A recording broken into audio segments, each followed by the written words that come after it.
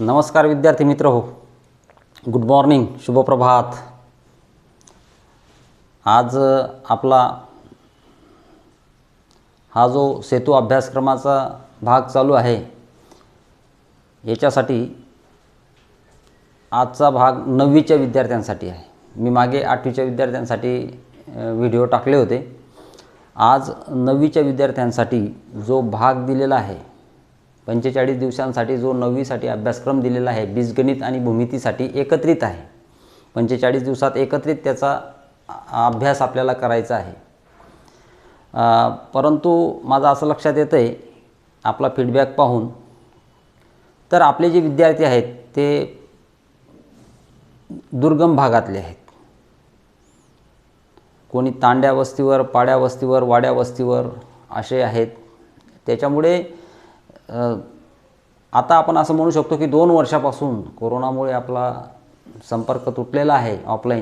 Online चालू आहे। ऑनलाईनचा अभ्यासही पाहिजे तसा होताना दिसत नाही। म्हणून आजचा जो अभ्यास मी घेणार आहे 9वीचा किंवा 8वीचा कुठलाही अभ्यास, कुठलाही व्हिडिओ मी टाकेल तर तो व्हिडिओ प्रत्येकाने पाहायचा आहे।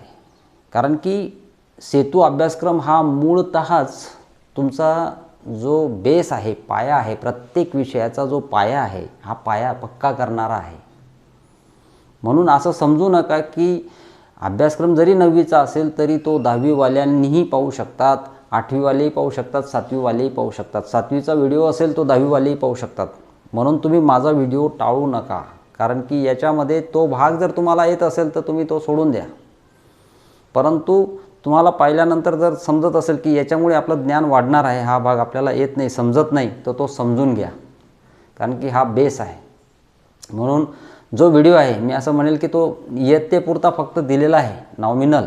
परंतु तुम्ही 4ही वर्गाचे विद्यार्थी माझे व्हिडिओ पाहत जा आणि त्याच्यातून ज्ञान आत्मसात करत जा, प्रॅक्टिस करत जा। गणित हा विषय असा आहे की त्याचा पाया जर पक्का असेल तर आपली गाडी पुढे आरामात धावते।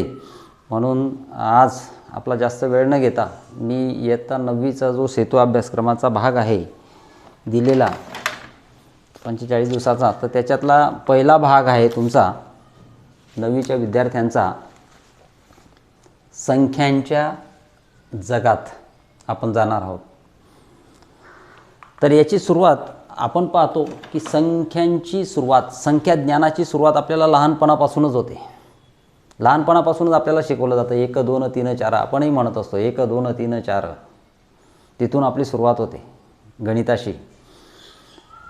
आता इंग्रजी माध्यमात आल्यामुळे इंग्रजीत मुलं शिकतायत 1 2 3 4 5 6, काही हरकत नाही। मराठी इंग्रजी दोन्ही शिकायचं आहे। आपण भारतीय आहोत म्हणून आपल्याला मराठीही अवगत पाहिजे आणि इंग्रजीही अवगत पाहिजे, दोघांवर प्रभुत्व ठेवायचं आहे। तर आपण संख्यांच्या जगात संख्या ज्ञान घेण्यासाठी तर संख्यांविषयी आपल्याला आता पाण्यात उतरायचं आहे।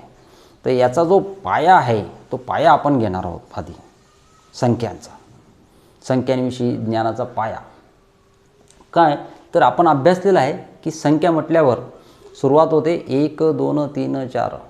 आपल्याला सहज कळतं की मोठ्या संख्या कोणत्या, लहान संख्या कोणती सांगितल्यावर।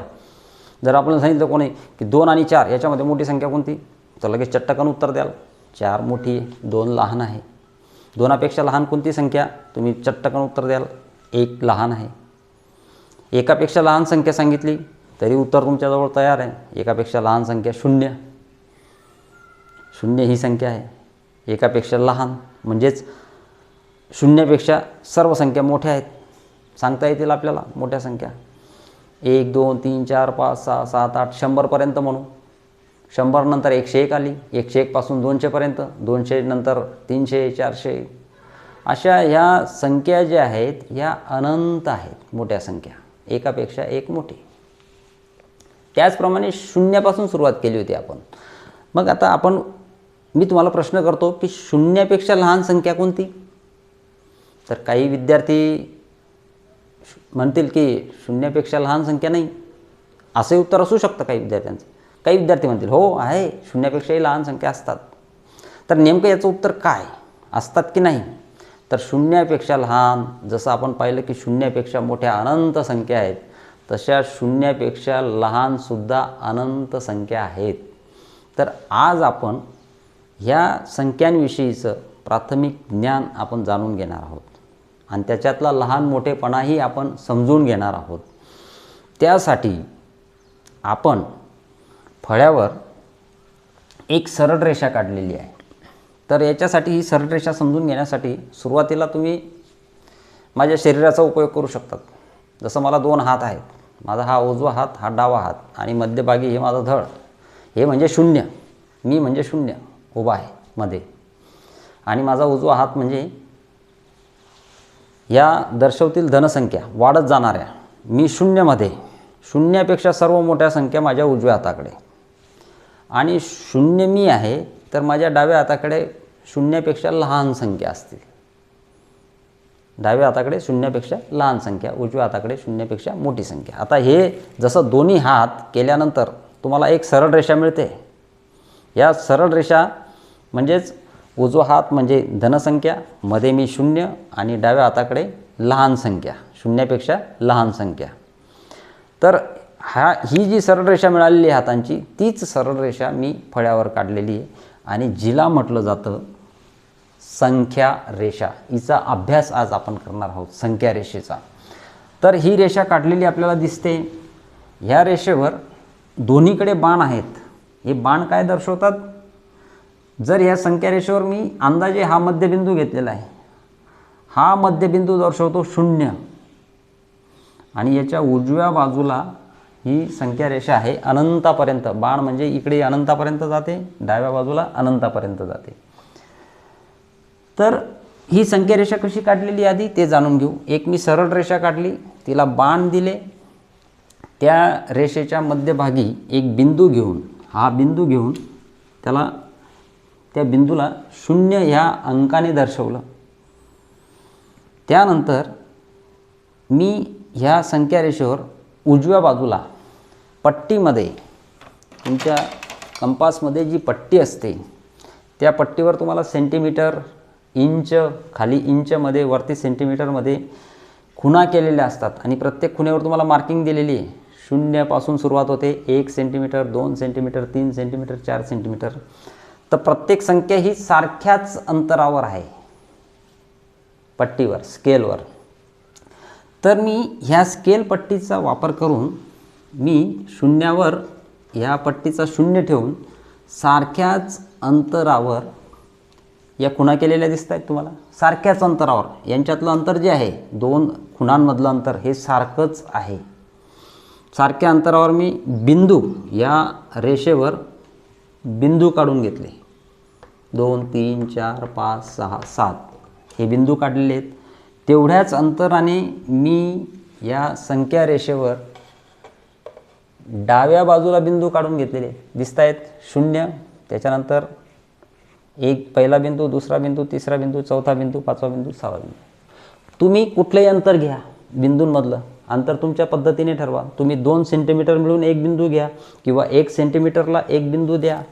जसं मी इथं घेतलेले माझी स्केल पट्टी असेल तर मी 2 सेंटीमीटरला एक बिंदू दिला आहे. तुम्ही 1 सेंटीमीटरलाही देऊ शकतात. थोडं स्पष्ट दिसावं म्हणून मी अंतर मोठं घेतलेलं आहे. परंतु एक नियम काय पाडायचा की अंतर सारखं पाहिजे. 0 आणि पहिल्या रेषेतलं जेवढं अंतर असेल तेवढंच अंतर पहिल्या आणि दुसऱ्या रेषेतलं, दुसऱ्या बिंदूतलं, दुसऱ्या आणि तिसऱ्या बिंदूत पण जे अंतर असेल तेच तिसऱ्या आणि चौथ्या बिंदूत. हे अंतर उजवीकडेही सारखं पाहिजे, डावीकडेही सारखं पाहिजे. आता 0 हा मध्यभागी आल्यानंतर ह्या रेषेचे 2 भाग झाले. ज्या भागांना आपण नाव दिलेलं आहे की शून्याच्या उजवीकडे, उजवी बाजू, शून्यापासून उजवीकडे उजवी बाजू आणि शून्याच्या डावीकडे डावी बाजू. आता मला ह्या रेषेचा संबंध संख्यांशी जोडायचा आहे. मी 0 मार्क केला, शून्याची जागा ही निश्चित केली. आधी या संख्या रेषेवर एक बिंदू निश्चित केला की ज्याची किंमत 0 आहे. कारण की कुठली आपल्याला तुलना करायची असेल तर त्याच्यासाठी एक निश्चितता हवी. कुठल्या तरी बाबीची, त्याशिवाय आपण तुलना करू शकत नाही. म्हणून ह्या संख्या रेषेवर तर अनंत बिंदू आहेत, परंतु त्या बिंदूंपैकी एका बिंदूची किंमत मी शून्य घेतली. अनंत बिंदूंपैकी एक बिंदू शून्य घेतला. मग तो शून्य घेतल्यानंतर या संख्या रेषेवर मला एक समान भाग पाडल्यानंतर मला दिसलं की याच्यावर मला शून्यापेक्षा मोठा आणि लहान हे दोन संख्यांची तुलना मी करू शकतो. तर आता मला सांगायचं आहे तुम्ही की शून्यापेक्षा मोठी संख्या कोणती? तर चटकन आपल्या बुद्धीमध्ये येतं, मनात येतं की शून्यापेक्षा मोठी संख्या एक. बरोबर आहे उत्तर तुमचं. एक असेल तर एक ही शून्यापेक्षा मोठी संख्या आहे. मग ती मोठी संख्या आहे म्हणून तिला मी उजव्या बाजूला लिहीन. म्हणून शून्यानंतर पहिला जो बिंदू येतोय त्या संख्या रेषेवरील बिंदूची किंमत मी घेईल एक. हा जो बिंदू आहे शून्यानंतर येणारा त्याची किंमत झाली एक. जशी या बिंदूची किंमत संख्या रेषेवरील या बिंदूची किंमत होती शून्य, त्याच्या उजव्या बाजूला गेल्यानंतर किंमत वाढत जाईल. उजव्या बाजूला केल्यानंतर किंमत काय होईल? वाढत जाईल. म्हणून शून्यापेक्षा मोठी संख्या एक. आता उजव्या बाजूला जसं जसं मी जातोय तसं तसं प्रत्येक बिंदूला दर्शवणाऱ्या संख्येची किंमत वाढत जाईल. वाढत जाईल म्हणजे एकापेक्षा मोठी संख्या कोणती? तर लगेच तुम्ही सांगाल एकापेक्षा मोठी संख्या दोन, दोनापेक्षा मोठी संख्या तीन, पुढचा बिंदू तीन, त्याच्या पुढचा बिंदू चार, चारानंतर पाच, पाचानंतर सहा, सहानंतर सात. मी संख्या रेषेवर सातच बिंदू घेतलेले आहेत म्हणून सात संख्येपर्यंत लिहिलं. पण सात नंतरही संख्या आहेत, अनंत संख्या आहेत. पण आपल्याला एवढं घ्यायचं नाही समजण्यासाठी, संख्या रेषा समजण्यासाठी एवढे बिंदू आपल्याला पुरेसे झाले. सात नंतरही अनंत संख्या आहेत म्हणून पुढच्या संख्या न घेता मी काय करेल? Dot dot dot. हे डॉट दर्शवतात, ही रेषा दर्शवते की अनंत संख्या आपण लिहू शकतो. हा बाण आणि हे डॉट दर्शवतात की अनंतापर्यंत आपण लिहू शकतो. आता ह्या सर्व संख्या आहेत धनसंख्या. शून्याच्या उजव्या बाजूला धनसंख्या. धनसंख्या म्हणजे या अधिक धनचिन्ह. धनचिन्हाने आपण धनचिन्ह संख्यांना आपण दर्शवत नाही, ते अदृश्य असतं. म्हणजे प्रत्येक संख्या जी आपण लिहितो ही धनच असते. तिला जर चिन्ह नसेल तर ते चिन्ह अदृश्य असतं. म्हणून ह्या ज्या संख्या लिहिल्या आहेत 1 2 3 4 5 6 7 या धनसंख्या आहेत. आणि या सर्व संख्या शून्यापेक्षा मोठ्या आहेत. या संख्यांमध्येही एकापेक्षा दोन मोठी. जो फरक आहे, जे बिंदू घेतलेले आहेत आपण संख्या रेषेवर ते सारख्याच अंतरावर असल्यामुळे ह्या ज्या संख्या आहेत यांच्यामधला फरकही सारखाच आहे. म्हणजे 1 आणि 2 यांच्यामध्ये 1चा फरक आहे. त्याचप्रमाणे 2 आणि 3 यांच्यामध्येही 1चा फरक आहे. म्हणजे प्रत्येक संख्या ही 1ने मोठी आहे. उजव्या बाजूला गेल्यानंतर 1ने मोठी होत जाते संख्या. एकामध्ये 1 मिळवला 2 झाला, 2त 1 मिळवला 3, 3त 1 मिळवला 4, 4त 1 मिळवला 5. म्हणजे 1ने मिळवल्यानंतर पुढची संख्या आपल्याला मिळते मोठी संख्या. म्हणून आपण असं म्हणू शकतो की संख्या रेषेच्या उजवीकडे जाताना संख्यांची किंमत ही वाढत जाईल. मोठी मोठी संख्या आपल्याला मिळत जाईल. जसं आपण उजव्या बाजूला जाऊ तसतशी आपल्याला मोठी संख्या मिळत जाईल. आता या संख्या रेषेचा हा भाग सोडून द्या. उजवी बाजू आपण पकडली की उजव्या बाजूला धनसंख्या असतात आणि प्रत्येक संख्येची किंमत उजव्या बाजूला जाताना वाढते. आता आपल्याला पाहायचं आहे डावी बाजू, संख्येची डावी बाजू. आता डाव्या बाजूला शून्य ही संख्या आहे. शून्यापेक्षा मोठी संख्या आपण चटकन सांगितली की 1 आहे. आता आपल्याला पाहायचं आहे की शून्यापेक्षा लहान संख्या कोणती? काही विद्यार्थी म्हणतील शून्यापेक्षा लहान संख्या, विचार करतील. काही विद्यार्थी म्हणतील हो आहे. मग कुठली आहे शून्यापेक्षा लहान संख्या? तर शून्यापेक्षा लहान संख्या ही सुद्धा 1 मी लिहितोय. लक्षात घ्यायचं आहे, आता फरक लक्षात घ्यायचा आहे, तुलना लक्षात घ्यायची. शून्याच्या उजव्या बाजूलाही 1 आहे, डाव्या बाजूलाही 1 आहे. दोघांची किंमत, जर चिन्ह दोघांचं धन आहे आता म्हणून दोघांची किंमत सारखी आहे. शून्याच्या उजव्या बाजूलाही 1 सारखा डाव्या बाजूला 1 आहे. दोघांची किंमत सारखी असेल तर संख्या रेषेचा आपल्याला डावी बाजू आणि उजवी बाजू सारखीच दिसेल, फरक दिसणार नाही. परंतु फरक मोठा आहे. डाव्या बाजूला लहान संख्या येतील, शून्यापेक्षा लहान संख्या. आता शून्यापेक्षा हा एक लहान होऊच शकत नाही जर तो धन असेल तर, कारण शून्यापेक्षा एक मोठा असतो, तो आपण लिहिलेला आहे उजव्या बाजूला. मग शून्यापेक्षा लहान कसा होईल हा एक शून्यापेक्षा लहान करायचा असेल तर सोपी पद्धत, तो लहान होईल त्याला फक्त ऋणचिन्ह द्यायचं. ऋणचिन्ह आपल्याला द्यावं लागतं, धनचिन्ह आपण देत नाही. आणि ऋणचिन्ह दिल्याने संख्या ही लहान होते शून्यापेक्षा. हा नियम लक्षात घ्यायचा आहे, ऋणचिन्ह द्यावं लागतं. मग आता हा ऋण 1 आणि हा 1 या दोघांमध्ये फरक झाला. हा 1 जो आहे हा धन आहे आणि हा ऋण आहे. हा धन 1 शून्यापेक्षा मोठा आहे आणि हा ऋण 1 शून्यापेक्षा लहान आहे. म्हणजे ऋणचिन्ह दिल्याने संख्येची किंमत कमी होऊन जाते, धनने वाढते, ऋणने कमी होते. ऋणने कमी झाल्यानंतर शून्यापेक्षा हा 1 लहान आहे कारण हा ऋण आहे. आता ऋण 1 पेक्षा लहान संख्या कोणती? तर साहजिकच तुम्हाला या संख्या रेषेवर उजवीकडे जर पाहिलं तुम्ही तर जसं 1, 2, 3, 4 1-1ने वाढते किंमत, त्याच पद्धतीने डाव्या बाजूलाही अंक येतील. डाव्या बाजूला जे बिंदू आहेत तेही सारख्या अंतरावर असल्यामुळे डाव्या बाजूलाही त्या बिंदूंची किंमत तीच येईल.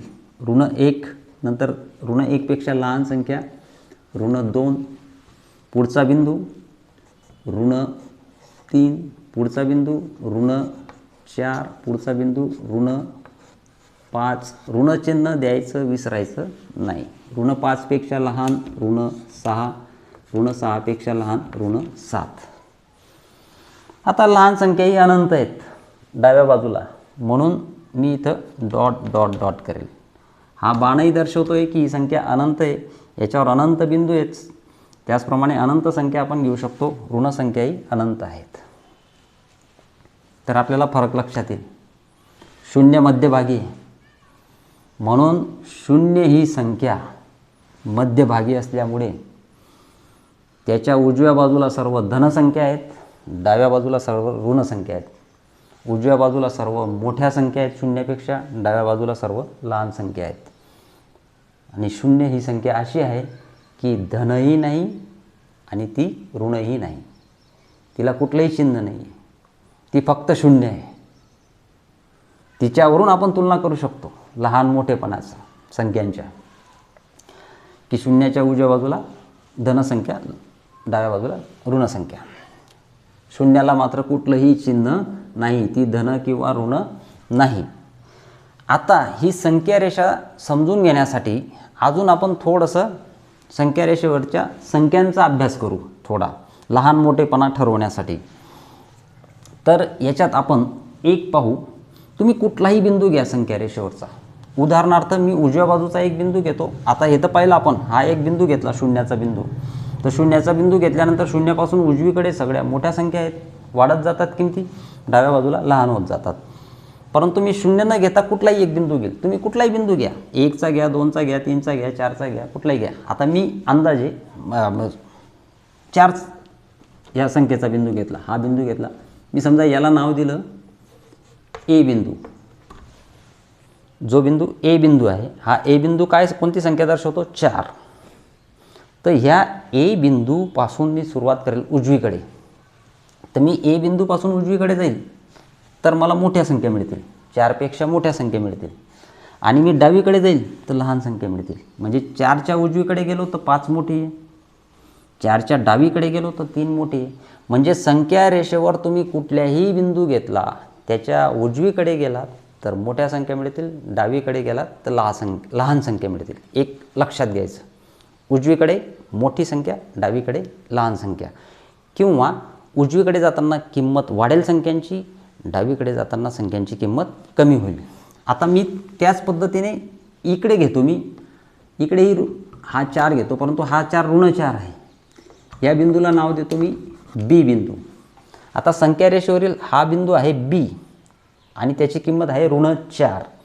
आता हा बिंदू घेतल्यानंतर या बिंदूपासून ही उजवी बाजू आली, ही डावी बाजू आली, म्हणून ऋण 4च्या उजव्या बाजूला ऋण 3 आहे. उजव्या बाजूला काय होते, किंमत वाढते, संख्यांची किंमत उजव्या बाजूला वाढते. म्हणून ऋण 4पेक्षा ऋण 3 मोठा आहे.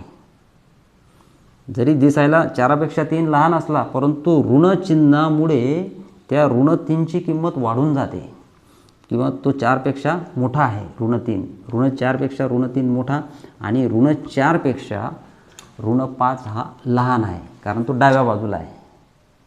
म्हणजे याच्या उजव्या बाजूच्या अगदी विरुद्ध क्रिया, उजव्या बाजूच्या अगदी विरुद्ध क्रिया. 4पेक्षा 5 मोठा आहे, कारण तो उजवी बाजूला आहे 4च्या, परंतु इथं 4पेक्षा 5 हा डाव्या बाजूला आहे, म्हणून तो लहान झाला, कारण की तो ऋण आहे, तो डाव्या बाजूला आला. इकडे उजव्या बाजूला होता, 4च्या उजव्या बाजूला 5 होता, इकडे 4च्या डाव्या बाजूला 5 आहे, तो ऋण आहे, लहान झाला.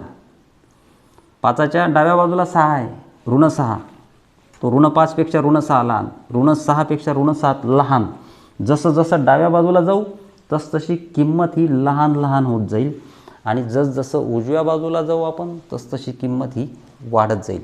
हा नियम तुम्ही लक्षात घ्या. समजला नसेल पुन्हा पुन्हा व्हिडिओ पहा. संख्या रेषेवर तुम्हाला क्लिक करता येतं, व्हिडिओ स्टॉप करायचा, त्याचा स्क्रीनशॉट घ्यायचा आणि ती आकृती काढून घ्यायची, आणि त्या आकृतीला समजून घ्यायचं वहीवर काढून.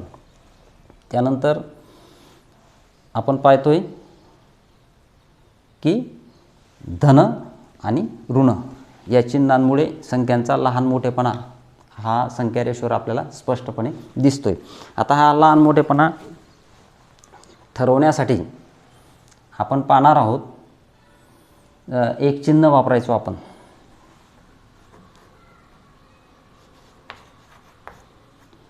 हे 2 चिन्ह तुम्ही पाहिलेले असताल.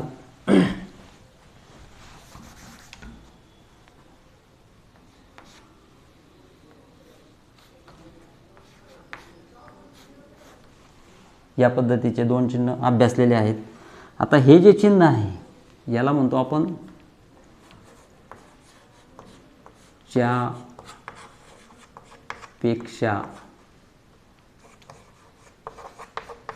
लहान, आणि ह्या चिन्हाला म्हणतो च्यापेक्षा मोठे. च्यापेक्षा लहान, च्यापेक्षा मोठे. स्क्रीनशॉट घ्यायचा, लिहून घ्यायचं, समजून घ्यायचं. आता ह्या चिन्हांचा वापर आपल्याला संख्यांचा लहान मोठेपणा दर्शवण्यासाठी करायचा आहे. आता मी या संख्या रेषेवरच्या कुठल्याही संख्या घ्या. आधी आपण धनसंख्या घेऊ. उदाहरणार्थ धनसंख्या घेतो मी, 2 धनसंख्या लिहितो. 2 आणि 7 या 2 संख्या लिहिलेल्या आहेत. आता ह्या 2 संख्या लिहिलेल्या आहेत, 2 आणि 7, या 2 संख्यांमध्ये लहान संख्या कोणती आणि मोठी संख्या कोणती असं ठरवण्यासाठी तुम्ही ह्या चिन्हांचा वापर कसा करायचा आहे, च्यापेक्षा लहान, च्यापेक्षा मोठे. आता यासाठी मी आधीचं पहिलं चिन्ह जे च्यापेक्षा लहान या संख्येचा वापर, या चिन्हाचा वापर जर करायचा असेल या 2 संख्यांमध्ये, तर कोणती लहान संख्या आहे, 2 लहान संख्या आहे, म्हणून मी हे चिन्ह वापरू शकतो. तर लहान संख्या जिकडे असेल तिकडे ह्या संख्येचं, या 2 ज्या रेखेत यांचं टोक येतं लहान संख्येकडे, आणि हे टोक जिकडे लांब जातात, एकमेकांपासून लांब जातात, मोठे होत जातं अंतर, यांच्यातलं अंतर मोठं होत जातं, ती संख्या मोठी. इकडची संख्या लहान, इकडची संख्या मोठी. हेही लक्षात ठेवलं तरी तुम्हाला अतिशय सोपं जाईल, म्हणून या दोघांमध्ये हे चिन्ह येईल. तुम्हाला दिसतंय हे जे टोक आहे हे लहान संख्येकडे, आणि त्या टोकापासून या ज्या 2 रेख निघालेले आहेत त्यांच्यातलं अंतर वाढत जातं आहे. ते वाढलेल्या अंतराकडची जी संख्या असेल ती मोठी संख्या, 7 मोठी आहे 2पेक्षा, म्हणून हे चिन्ह देईल मी. म्हणजे वाचताना काय झालं, हे च्यापेक्षा लहान संख्या आहे, म्हणून आपण वाचू की 2 ही संख्या 7पेक्षा लहान आहे, कारण की च्यापेक्षा लहान हे चिन्ह आपण दिलेलं आहे. आता याच्या विरुद्ध या 2 संख्यांमध्ये आपण हेही चिन्ह देऊ शकतो. जर मी या संख्यांमध्ये उलट केलं, 7 इकडे लिहिला आणि 2 इकडे लिहिला, तर आता काय झालं, मी दोन्ही पद्धतीने बोलू शकतो. 2 ही 7पेक्षा लहान आहे. मी असंही सांगू शकतो की 7 ही 2पेक्षा मोठी आहे. मग त्यासाठी मी च्यापेक्षा मोठे हे चिन्हही देऊ शकतो. चिन्ह सारखंच येईल, संख्यांमध्ये बदल केला म्हणून चिन्हामध्ये बदल होईल. टोक जे आहे ते लहान संख्येकडे जाईल आणि फाटे जे आहेत ते मोठ्या संख्येकडे जातील. टोक लहान संख्येकडे असतं हे नेहमी लक्षात घ्यायचं. इकडे 2 संख्येकडे टोक होतं, 2 संख्या तिकडे गेली म्हणून टोक तिकडे गेलं, चिन्ह बदललं. फाटे जे आहेत ते 7कडेच राहतील, इथेही 7कडेच होते, फक्त चिन्ह बदल आहे. हे आहे च्यापेक्षा लहान, हे आहे च्यापेक्षा मोठे. या पद्धतीने या चिन्हाच्या साहाय्यानेही आपण संख्या दर्शवू शकतो. या चिन्हाकडे पाहिलं तर लगेच सांगायचं की कोणती संख्या लहान आहे आणि कोणती मोठी आहे. टोकाकडची लहान, फाट्याकडची मोठी, टोकाकडची लहान, फाट्याकडची मोठी. आता याच्यासाठी मी ऋणसंख्यांचंही उदाहरण घेतो आहे. हे उदाहरण पहिलं. दुसरं उदाहरण घेऊ आपण ऋणसंख्यांमध्ये. ऋण 2 हेच उदाहरण घेतो, ह्याच संख्या घेतो, म्हणजे तुम्हाला तुमचा कन्सेप्ट लवकर क्लिअर होईल, लवकर तुम्हाला ते समजण्यास मदत होईल. ऋण 2 ही संख्या घेतलेली आहे. 2च्या पुढे ऋणचिन्ह आहे आणि 7च्या पुढेही ऋणचिन्ह आहे. ऋण 2 ऋण 7. आता या 2 संख्यांमध्ये लहान मोठेपणा ठरवायचा आहे. आता याच्यामध्ये लहान कोण आणि मोठं कोण, तर नक्कीच आपण इथं पाहिलेलं आहे संख्या रेषेवर डावीकडे जाताना किंमत कमी कमी होत जाते, कमी कमी होत जाते, म्हणून उजवीकडे जाताना किंमत वाढते. मग ऋण 7 आणि ऋण 2, ऋण 2 ऋण 7च्या उजवीकडे आणि ऋण 7 ऋण 2च्या डावीकडे किंमत कमी होते, म्हणून ऋण 2पेक्षा ऋण 7 लहान आहे, कारण तो डावीकडे.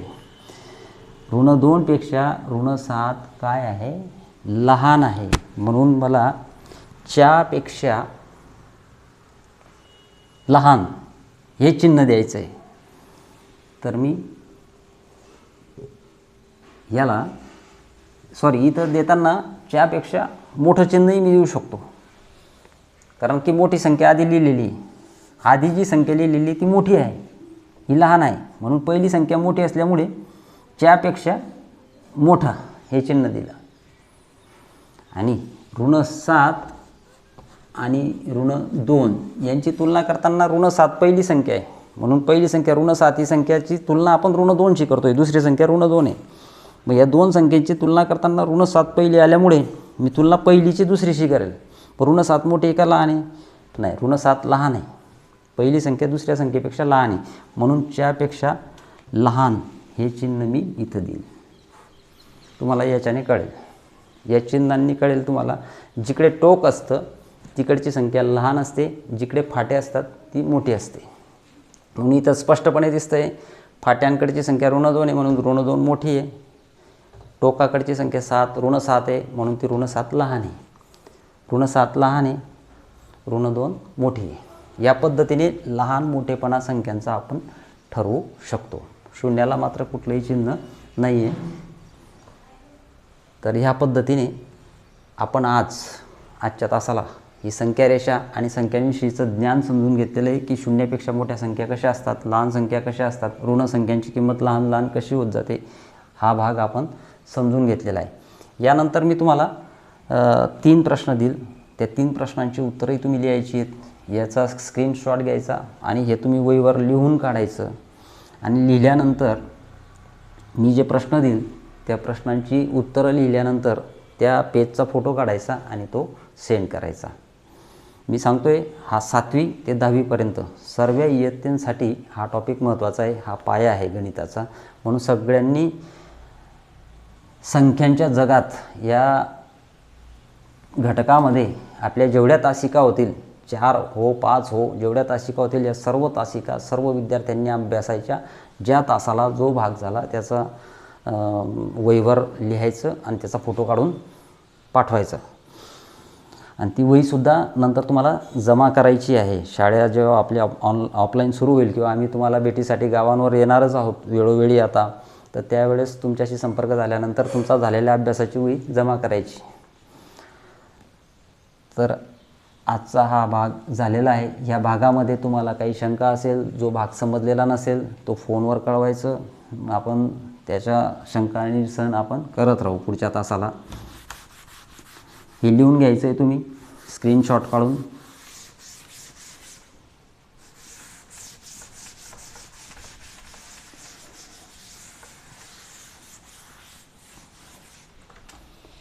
यानंतर मी तुम्हाला 3 प्रश्न देणार आहे.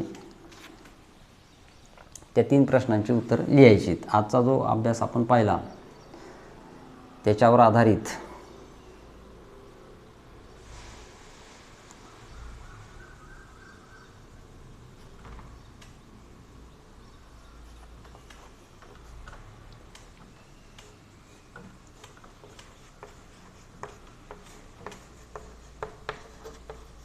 -3 व -7 या संख्यांपैकी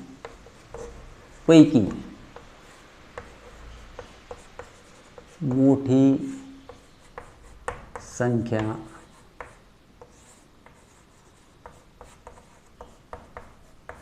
कोणती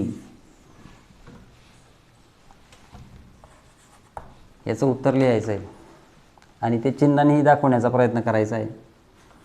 दुसरं, मी तुम्हाला काही संख्या देतो, तर त्याच्यात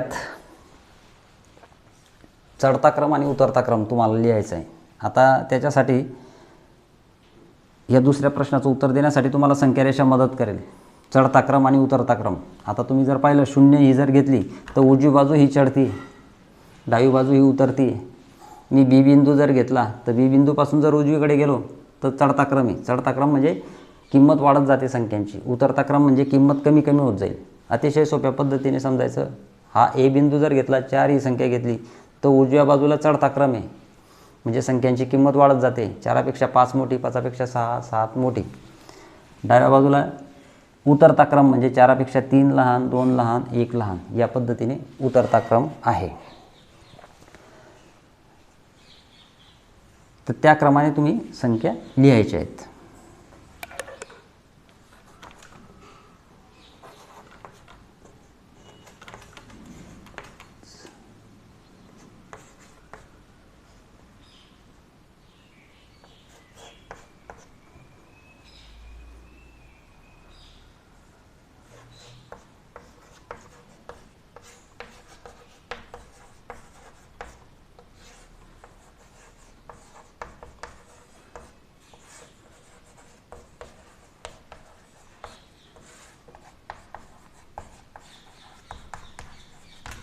आता इथं दिलेलं आहे तुम्हाला 2, 0, -5, -3, 7 आणि 1 या संख्या चढत्या क्रमाने लिहा.